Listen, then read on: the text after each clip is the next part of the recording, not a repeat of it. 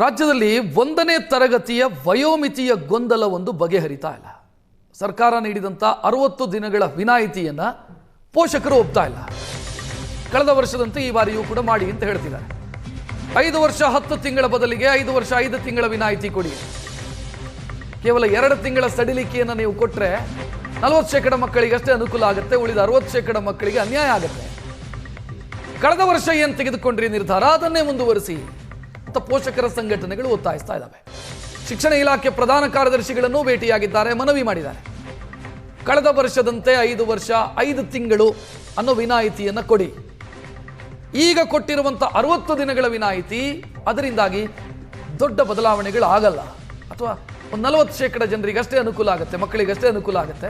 ಉಳಿದ 60% ಮಕ್ಕಳು 1 ವರ್ಷ ಕಾಯಬೇಕಾಗತ್ತೆ ಅಡ್ಮಿಷನ್ ತೆಗೆದುಕೊಳ್ಳೋದಕ್ಕೆ ಅಂತ ಅವರು ಆರೋಪಿಸ್ತಾ ಇದ್ದಾರೆ ಮತ್ತು ಒತ್ತಾಯಿಸ್ತಾ ಇದ್ದಾರೆ ಬದಲಾವಣೆ ಮಾಡಿ. ಮಾತನಾಡೋದಕ್ಕೆ ಪೋಷಕ ಸಂಘಟನೆಗಳ ಕಾರ್ಯದರ್ಶಿ ಮತ್ತು ಅಧ್ಯಕ್ಷರು ಆಗಿರುವಂಥ ಯೋಗಾನಂದ್ ಅವರು ಇದ್ದಾರೆ. ಬನ್ನಿ ಕೇಳೋಣ. ಸರ್, ಈಗಾಗಲೇ ಏನು 60 ದಿನಗಳ ಒಂದು ರಿಲ್ಯಾಕ್ಸೇಷನನ್ನು ಕೊಟ್ಟಿರುವಂಥದ್ದು, ಏನು ಇವರು ಮನವಿಯನ್ನು ಮಾಡ್ಕೊಂಡಿದ್ರು ಪೋಷಕರು ನೀವೆಲ್ಲ, ಈಗ 60 ದಿನ ಸಾಕಾಗೋದಿಲ್ಲ, 5.5 ವರ್ಷಕ್ಕೆ ನೀವು ರಿಲ್ಯಾಕ್ಸೇಷನ್ ಕೊಡಿ ಅಂತ ಕೇಳ್ತಾ ಇದ್ದೀರಾ. ಏನು ಕಳೆದ ವರ್ಷ ಏನು ಮಾಡಿದ್ರು ಅನ್ನುವಂಥದ್ದು, ಯಾಕೆ 2 ತಿಂಗಳು ರಿಲ್ಯಾಕ್ಸೇಷನ್ ಸಾಕಾಗೋದಿಲ್ವಾ? ಹೇಗೆ 2 ತಿಂಗಳ ನಿರ್ಧಾರ ಮಾಡುವ ಮುಂಚೆ ಅವರೊಂದು ಸಭೆ ಕರೆದು ಸಾಧಕ ಬಾಧಕಗಳ ಬಗ್ಗೆ ಚರ್ಚೆ ಮಾಡಿ, ಎಷ್ಟು ಜನ ಮಕ್ಕಳು ಈ ಸಿಸ್ಟಮಲ್ಲಿದ್ದಾರೆ, ಎಷ್ಟು ಜನಕ್ಕೆ ಒಳ್ಳೆಯದಾಗೋದು ನಾವು ಮಾಡಬೇಕು ಅಂತ ಅವ್ರು ತೀರ್ಮಾನ ತಗೋಬೇಕಾಗಿತ್ತು. ಈಗ ಕೊಡಲಿ, 60 ದಿನ ಕೊಟ್ಟಿರೋದು ಅವರು ಮಕ್ಕಳೇ ಇವರು ಮಕ್ಕಳೇ. ಆದರೆ ಈಗ ಬಾಧಿತರು ಕೂಡ ಈಗ ಅವರು ರಸ್ತೆಗಿಳಿದು ಹೋರಾಟ ಸ್ಟಾರ್ಟ್ ಮಾಡಿದ್ದಾರೆ.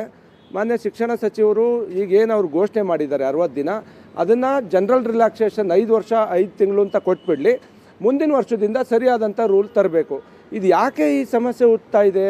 ನಾವು ಕಳೆದ ವರ್ಷದಿಂದ ಹೇಳ್ತಾ ಇದ್ದೀವಿ.